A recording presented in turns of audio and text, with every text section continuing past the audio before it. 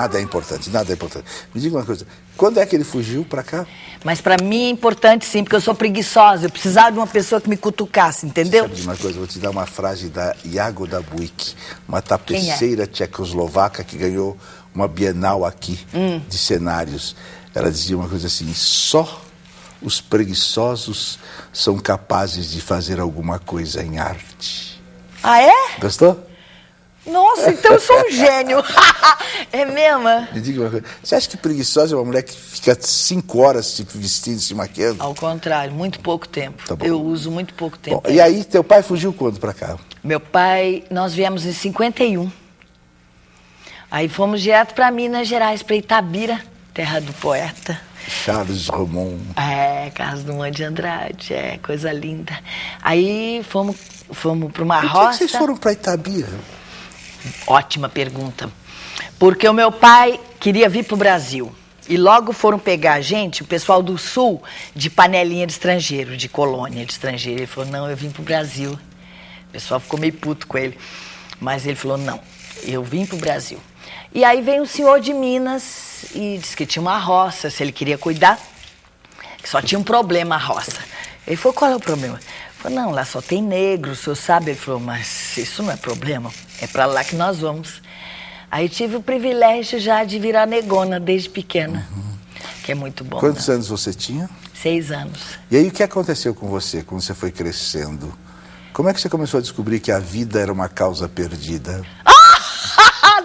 Jura que a vida... Não, não é não. Quando é que você viu que a vida era maravilhosa, fantástica, que você aproveita bastante? Quando é que Qual o você teu descobriu? signo, meu filho? Fala aí, Júlio. Você que está sendo... Você tem cara de Vai lá, escorpião. vai. A vida não tá muito fácil não, meio difícil, né? Mas eu acho que a gente não pode perder a esperança, né? Que as coisas ainda vão melhorar ainda. A globalização eles falam que é uma união, né? De todas as empresas, né? Falaram muito sobre você e as cobras. É. A cara dele, que ótimo. Aí, a gente tem medo de boi brabo, tem medo de tempestade, de raio. Então, eu nunca fui criada com medo de gente. Eu acho que isso é uma vantagem também, né? Cara, me diga uma coisa, você está falando o racionalismo não, e de repente é o que maravilha, enquadrada na Lei de Segurança Nacional, perde o passaporte brasileiro. É. O que é que você fez aos militares? Eu não fiz nada, não. Eu fiquei meio puta, porque na época tinha uns cartazes no aeroporto, procuras terroristas, né? Tinha vários ali no aeroporto, na rodoviária. E um dia eu de manhã lá no aeroporto olhei assim, aqueles cartazes, me deu uns 5 minutos, eu rasguei os cartazes. Aí lei de Racionalmente? Não, passionalmente. Claro, racionalmente eu não faria isso, porque é uma bobagem. Mas foi uma paixão, assim, falei, não, essas pessoas não têm que estar aqui. Quanto tempo durou o não passaporte? Até hoje. É mesmo? É. Porque você não quis mexer. Não quis mais mexer. Sabe por quê? A gente foge da Rússia, vira apátrida. Aí, depois disso, eu fui naturalizada, até votei antes da Revolução, antes da Gloriosa, eu votei antes de 64 para vereador. A sua desrevolução. Né? Então, como eu sei que você fala 6 línguas, eu estou citando. Não, são 8. Eu errei. Mas isso não vem a ser porra nenhuma. Falar língua. Tanta gente fala, até o nosso ex-presidente fala, e daí? Isso não quer dizer nada.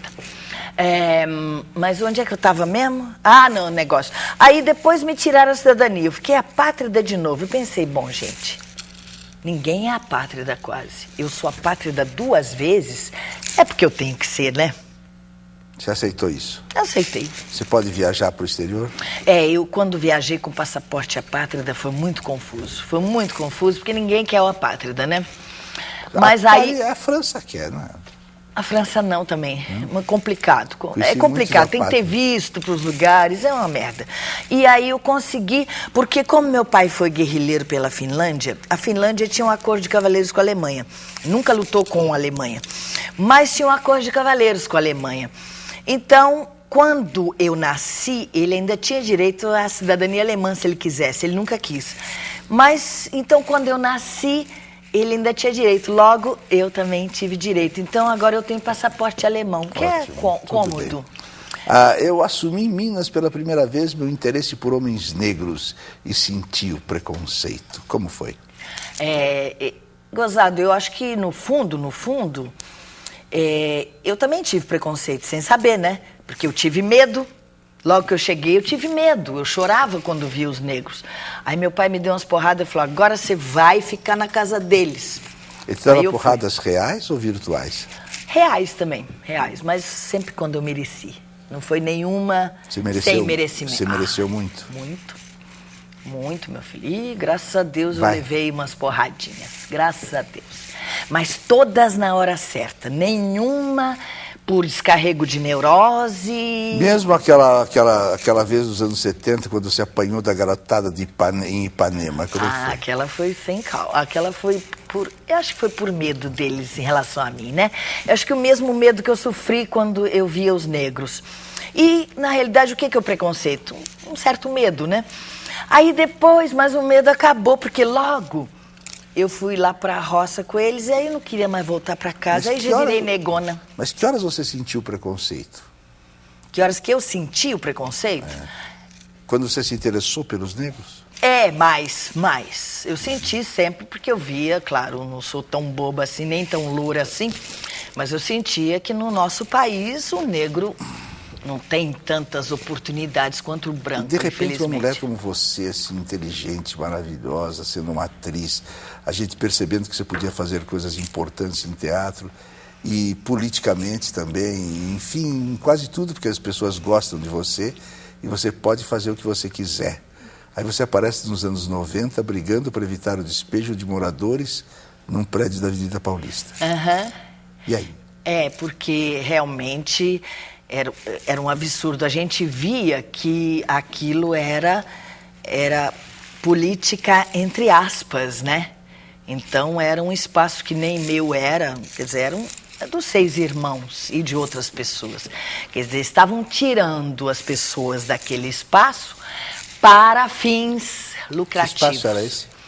É lá na Paulista, é um edifício na Paulista, aquele Baronesa de Arari. Barão de Arari. Baronesa de Arari, Agora, me diga uma coisa, o Rio é mais conservador que São Paulo? É. Por quê?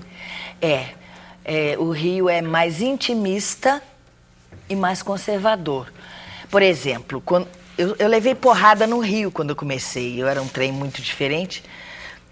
Claro que, como diz o Arthur da Távola, né, que eu abri caminho mesmo, porque eu acho que não foi só no Brasil, foi até fora do país. Eu já usava a estética punk antes de o punk gostar dessa própria estética. Eu usava cabelo de negro antes do próprio negro gostar, né? Então, na realidade, eu levei porrada na rua, no Rio, levei cuspida na cara. São Paulo, não. São Paulo logo me recebeu. Mas a gente também não deve esquecer o seguinte, o Rio de Janeiro é uma cidade portuguesa, né? São Paulo é uma cidade italiana. O italiano é mais... São Paulo é orra meu, não é assim? Mas tem gente que diz que se você está num lugar assim, está num lugar absolutamente... não tem ninguém, tem um italiano e um urso, você tem que matar o italiano, não o urso. Um dia você vai olhar para o céu, chorando, e vai falar assim, Senhor... Difícil. Tô sendo demitida. A Chacrinha, um homem que... Poucos homens sabem a que vieram, né? Até a barata sabe para que veio a terra. Poucos homens sabem, mas ele sabia. Ele veio para servir. Ele serviu ao país, ele serviu a família, ele serviu os amigos. Um gênio absoluto. E gênio, a gente não explica, né? Nem decodifica. No programa dele, Mulheres Quase Peladas, só você, justo você, vestida dos pés à cabeça. Por quê? Eu sempre fui assim. Eu não gosto de ficar pelada nem pra mim. Nem pra você? Não gosto. Mas que babaca. Eu sou babaca. Diz uma coisa pra mim. Eu sou mesmo. Você é uma atriz? Bissexta, de vez em quando eu sou. Mas... O que é ser uma atriz bissexta? De vez em quando eu sou. De vez em quando eu entro numas, mas eu não me garanto como atriz, sabe? As pessoas até dizem, eu fui premiada como atriz, mas eu não sei. Ah, aliás, o Avancini dizia, que você tem tanto jeito, né? Pena que você não tem vocação. Eu falei, eu acho que eu não tenho vocação Você não mesmo. gostaria de estar num palco sempre? Sempre não. Eu não me sinto confortável sendo atriz, sabe? Eu não me sinto confortável. Talvez fazendo tragédias gregas, pode ser, quem sabe? Porque, primeiro, eu tenho um problema com o texto. O único lugar confortável que existe no mundo é o palco. Para você, né? Para mim, não. Para mim, para quem sabe ver as coisas da vida. Não, porque agora eu tô vendo as papeladas ainda, né? Só depois, mas eu vejo que não tem muito campo assim como antigamente. Você venderia sua alma pro demônio? Não, porque o que o demônio pode me dar, eu não dou valor. Sabe? Se ele me desse uma coisa que se fosse possível, assim, vamos dizer, se ele dissesse, Elke, eu te dou sabedoria. E se você achar que essa sua alma não tem a menor importância? A minha alma tem. Então tá bom. Então olha para aquela câmera lá agora e fala tudo que você quiser com a liberdade que você ainda não usou. Use a liberdade e fala o que você quiser para esses 18 que assistem esse programa. 18, Fala para eles. Ai, pois é. Não tenho palavras. Adoro o Abu Janra, com certeza ele é escorpião. Não é programa da Hebe aqui. Qual o teu signo? Não é programa da Hebe aqui. Fala para eles lá o que você tem que falar para mudar o teu país. Para mudar o país? Ou o mundo, escolhe. Ixi, Maria, eu tenho essa pretensão. Gostaria tanto. O jeito é a gente procurar deixar de ser bicho para ser gente. A gente tenta, né? Eu acho que a gente pode tentar. Porque a gente ainda é rato, ainda é urubu, ainda é minhoca, ainda é águia, ainda é leão, ainda é tigre. Quem sabe um dia a gente vira gente, né? Vamos ensaiar? Vamos tentar? Eu tô procurando, quem sabe um dia, daqui a 50 encarnações, né? Dá um abraço aqui, que a única coisa falsa desse programa é o abraço. Mentira!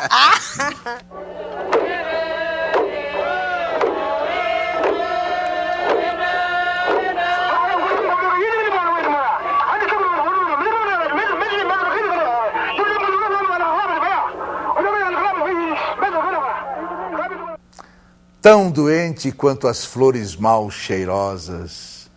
Na hora em que podia prestar socorro à vida, a beleza feminina não tem argumentos. Não vira boia que se atira ao náufrago. Já serviu, não serve mais. De recurso retórico para expressar o desejo carnal. Hoje, é foice imantada pelo diabo e afiada pelo espectro da morte. Eu deixo-me seduzir pelo fio de sua navalha, como quem solta um grito de redenção.